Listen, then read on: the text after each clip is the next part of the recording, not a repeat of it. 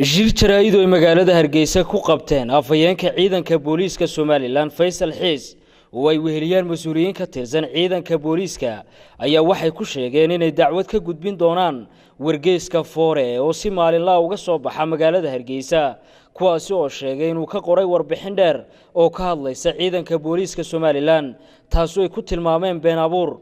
haddaba Cabdirashiid Cabdiwahaab Ibraahim maareeyaha guud ee wargeyskaasi iyo tafatiraha isla wargeyskaasi Maxamed Ilka Case ayaa si wada jir warbaahinta ula hadlay waxaana iska difaaceen eedahaasi iyagoona sheegay in aanay qorin warbixintaasi balse ay ka soo xigteen dalladda ururada aan dawliga ahayn ee Sonsaf. waxaan leenahay arrintaasi arrin wargeyska Foore ka soo baxday maaha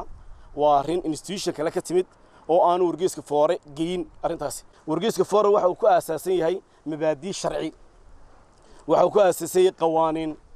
la mid ah sida ku wargeysada kaliya ee ka dhisan dalka wargeyska Foore waxa aasaasi u ah oo saldhig u ah ilaalinta masayrka ummadda Jamhuuriyadda Somaliland ilaalinta qaranka Jamhuuriyadda Somaliland ilaalinta difaaca qaranka Somaliland ilaalinta shuruucda iyo qawaaniinta u diisan qaranka Somaliland iyo ilaalinta xeerka saxaafadda arrintaasina waxaan u aragnaa arrin deelqaafa oo anaga nagula dul dhacay oo aan ahayn arrin anaga nagu haboon laakiin ay tahay arrin ay ka fiirsigeeda leh. Sonsaf warbixintan waxay soo saartay 13 bisha anaguna shalay baanu daabacnay 15 bisha ay ahayd warbixintaasi waxay ka kooban tahay laba nuqul waa nuqul luqadda Ingiriisiga ku qoran iyo nuqul ku saabsan ama ku qoran luqadda Soomaaliga markii hore waxay baahiyeen nuqulka luqadda Ingiriisiga ku baahan bay baahiyeen waxayna u kala direen dhammaan dunida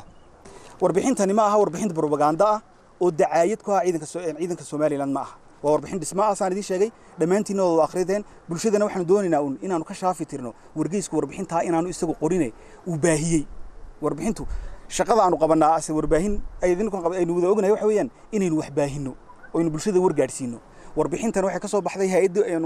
urur bulshada oo aan dawli ahayn anagana baahinay ma aha wax propaganda wargeysku intuu iska qortay uu taliyaasha booliska iyo askarteena uu ku duray ma aha. haddaba warbixintaasi dheer ee ay sheegeen mas'uuliyiinta wargeyskani oo nuqul ka mid uu soo gaadhay telefishinka Universal ayaa waxa lagu sheegay in waqti xaadirkani loo baahan yahay in dib u habeyn lagu sameeyo ciidamada booliiska waxaanay ku baaqeen in sida ugu dhow lagu magacaabo gudida heer qaran ee cabashooyinka booliiska oo sida xeerka booliiska ee cusub ee 35aad uu dhigayo loogu talagalay inay noqdaan 7 xubnood si loogu gudbiyo cabashooyin badan oo ay bulshadu ka qabaan booliiska. geesta kale waxa lagu sheegay warbixintani in Sonsaf cilmi baaris dheer oo ay sameysay kadib lagu ogaaday in caawimada beesha caalamku siiso ciidamada Somaliland inay kaliya ku kooban tahay ciidanka loo yaqaan RRU-da taasina ay sababtay in qaybaha kale ee ciidamadu la tacaalaan baahiyaha faraha badan ee bulshada uga imanaya. waxa kale oo warbixintani dheer lagu sheegay in loo baahan yahay kordhinta iyo tayeynta tababarada ciidanka booliiska. waa Idris Bershiya telefishinka Universal Hargeysa.